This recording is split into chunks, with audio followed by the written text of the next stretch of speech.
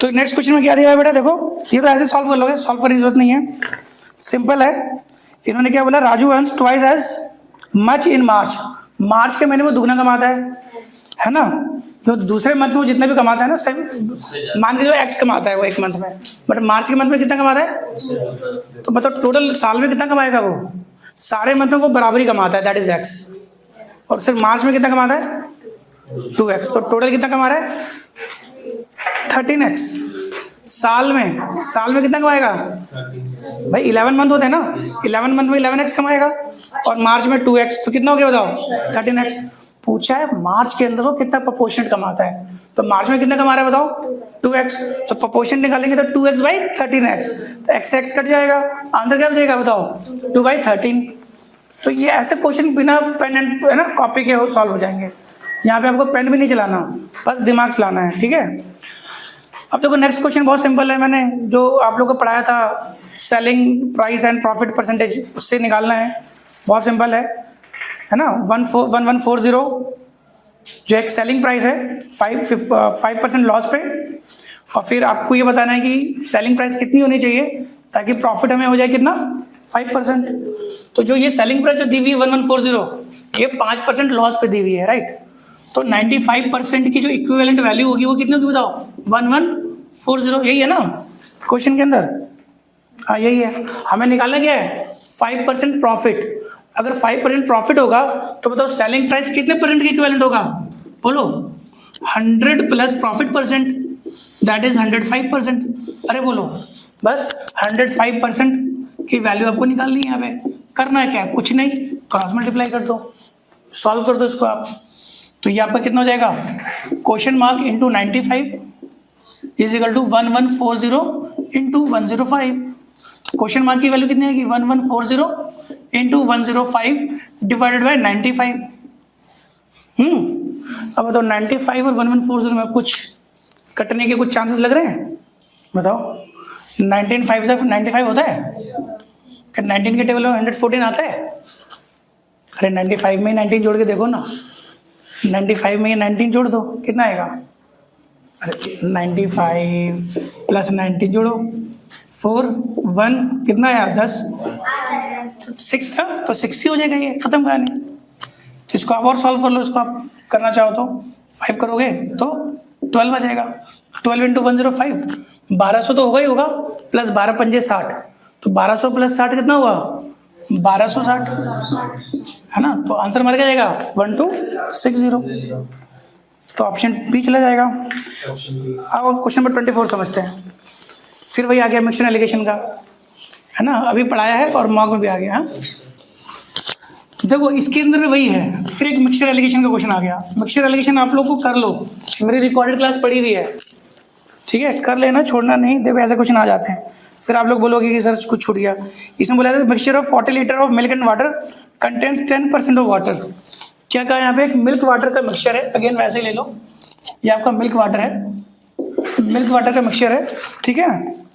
कितना ये 40 लीटर है, 40 लीटर ऊपर लिख दो, और क्या दिया इन्होंने 10% वाटर है, ठीक है। How much water is added, इसके अंदर फिर हम क्या कर रहे हैं बताओ, वाटर ऐड कर रहे हैं ताकि न्यू मिक्सचर बन जाएगा।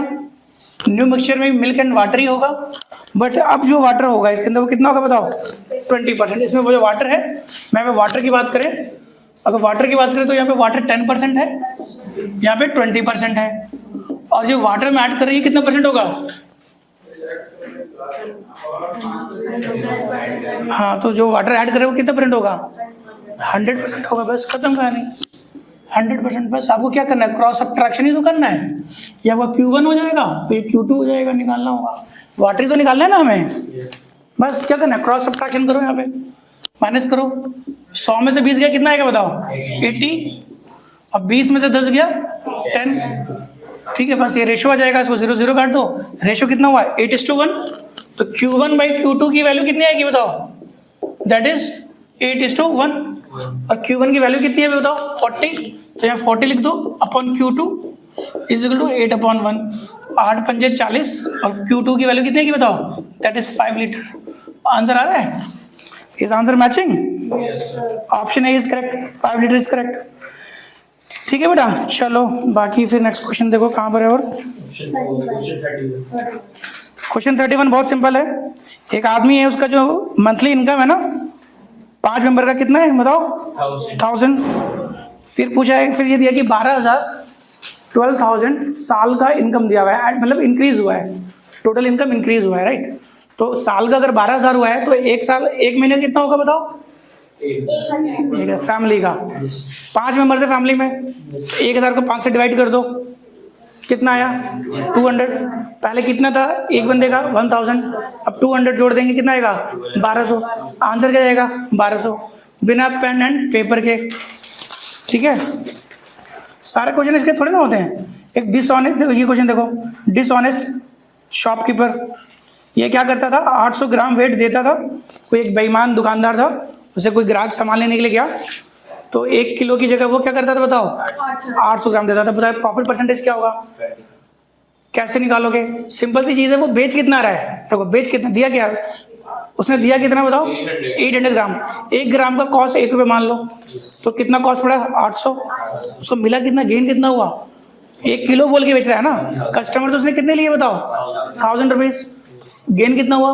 200। लगाया, लागत कितना लगा? कॉस्ट कितना लगा? 800। तो 200 को 800 से डिवाइड करो, इंटू 100 कर दो। भाई प्रॉफिट परसेंटेज क्या होता है? Profit divided by cost price into 100। Cost price क्या है? 800 है। 200 डिवाइडेड बाय 800 इंटू 100, काटोगे तो 1/4 into 100, that will be 25%। Option क्या जाएगा हमारा बताओ? D, 25% is the correct answer. Next question क्या है बताओ? हाँ, मतलब 720 का उसने बेचा होगा, तो लॉस कितना होगा बताओ? तो मैं क्या कह सकता हूँ? 75% की वैल्यू क्या 720 है क्या? यही तो हुआ भाई। सेलिंग प्राइस अगर लॉस पे हो रहा है तो सेलिंग प्राइस की इक्विवेलेंट वैल्यू कितनी होती है? 100 में से लॉस परसेंट माइनस कर दो। अगर प्रॉफिट हो रहा था तो क्या करते? 100 में प्रॉफिट परसेंटेज ऐड कर देते। यहाँ पे लॉस हो रहा है तो 75%।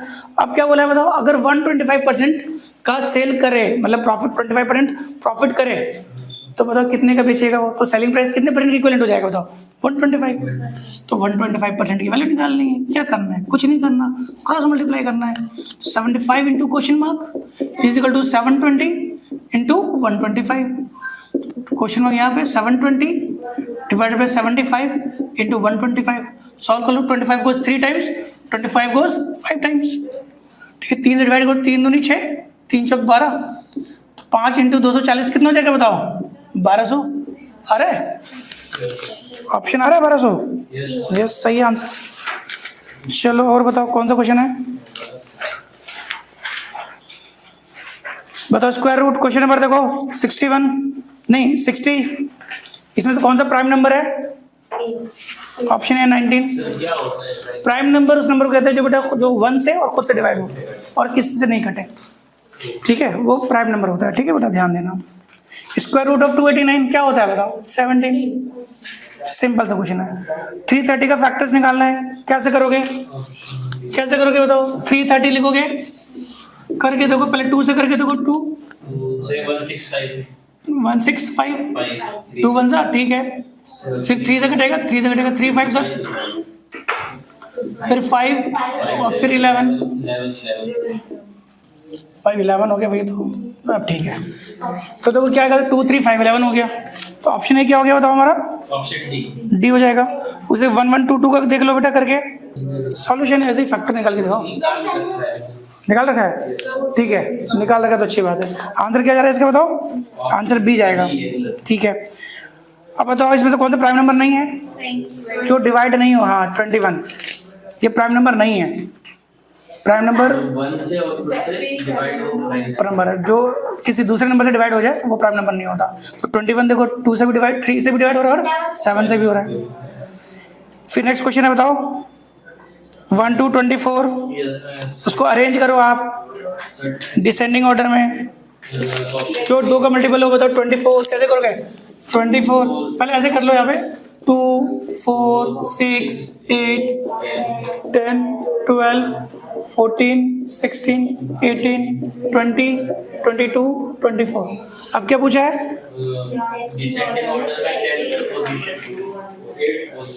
डिसेंडिंग ऑर्डर में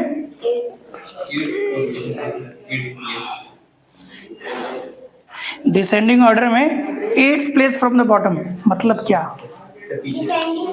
डिसेंडिंग ऑर्डर ये है, डिसेंडिंग ऑर्डर में ये टॉप होगा और इधर क्या होगा बताओ, ये बॉटम होगा। बॉटम से 8 पोजीशन, 1 2 3 4 5 6 7 8, ये 8, ये जाएगा आंसर। क्वेश्चन लैंग्वेज समझो, बॉटम गलत करके आ जाओगे, ठीक है। अब बताओ ये फ्रैक्शन है, अब फ्रैक्शन का आपको बताना है सबसे बड़ा कौन सा है, कैसे करोगे? एलसीएम लेकर करना है। मैं करा देता हूँ। मुझे अच्छा लगता है आप लोग पेशेंसली बैठते हो, है ना। बच्चे भाग भाग जब करते हैं ना, मेरा दिमाग खराब हो जाता है।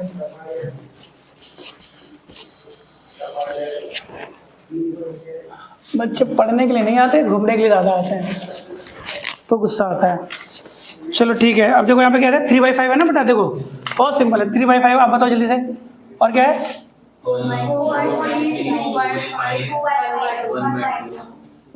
देखो बेटा, सबसे पहली बात, इस क्वेश्चन में तो दिमाग लगाना ही नहीं है, ये तो देख के ही बता दोगे, है ना। जब भी डिनोमिनेटर की वैल्यू बढ़ती चली जाती है ना, तो फ्रैक्शन छोटा होता जाता है, और जब भी न्यूमरेटर बड़ा होगा तो नंबर हमारा बढ़ जाएगा। इस क्वेश्चन में देखो एक ही ऑप्शन में लग रहा है ना, जिसमें जो न्यूमरेटर जो है डिनोमिनेटर से बड़ा है, तो हमेशा जो वैल्यू है ना 1 से ज़्यादा होगा, बाकी ये सारी वैल्यू जो है 1 से छोटी होंगी, क्योंकि डिनोमिनेटर क्या बताओ, न्यूमरेटर से ज़्यादा है। मैं बता देता हूँ, देखो न्यूमरेटर अगर ज़्यादा होगा डिनोमिनेटर से, तो वैल्यू 1 से ज़्यादा होगी, ग्रेटर देन 1। जो फ्रैक्शन की जो वैल्यू आएगी वो क्या की, ग्रेटर देन 1 होगी। और अगर डिनोमिनेटर बड़ा होगा न्यूमरेटर से, तो लेस देन 1 होगा। क्या आएगा, जो फ्रैक्शन की जो वैल्यू आएगी वो 1 से छोटी होगी। अब इसमें तो हमें एक ही नजर आ रहा है, 1 से बड़ा है, तो ऑप्शन हमारा 4/3 तो एज इट इज हो गया। बट बात करो कि सर अगर ये भी अगर मान के चलो मतलब इसका डिनोमिनेटर बड़ा होता तो क्या करते, तो तरीका बता देता हूँ कैसे करेंगे, ठीक है। ये तो बेटा हमें करना ही नहीं था, मतलब ऐसे देख के आप लोग सॉल्व कर दोगे। अब इसको कैसे करोगे, इसका एलसीएम निकालोगे, तो बताओ इन सब का एलसीएम क्या निकलेगा बताओ। 30।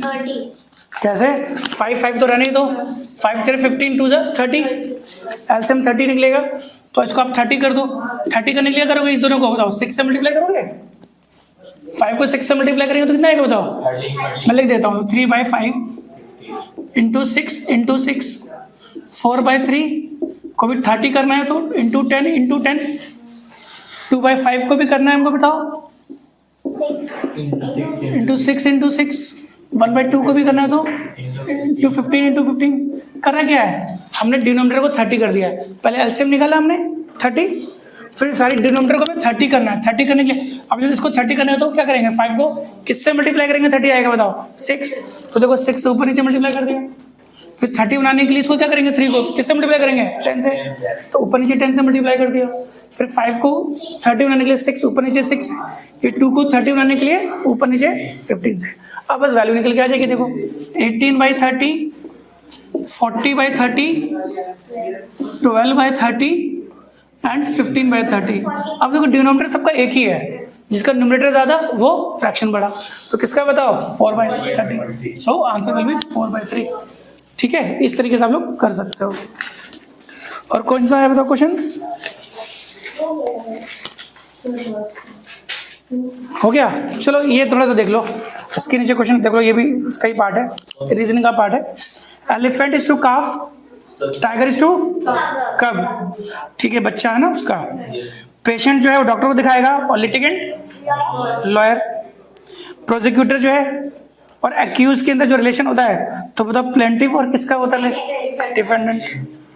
लोकसभा की स्पीकर थी कौन, सुमित्रा महाजन। तो बताओ राज्यसभा की इसमें से कौन है, राज्यसभा के वाइस मतलब चेयरमैन की बात हो रही है, इसमें कौन थे, हामिद अंसारी, ठीक है। प्रेसिडेंट ऑफ इंडिया की जो एज जो होती है मिनिमम दैट इज 35, तो राज्यसभा की कितनी होती है 30। इंडिया एक पार्लियामेंट्री सिस्टम है और यूएसए प्रेसिडेंशियल फॉर्म होता है वहां पर, राइट। एग्जीक्यूटिव का हेड कौन होता है, जुडिशरी का chief justice. World war second से यूनाइटेड नेशन एग्जिस्टेंस में आया था, तो बताओ वर्ल्ड वार 1 के बाद कौन आया था, लीग ऑफ नेशन, यस बिल्कुल सही है।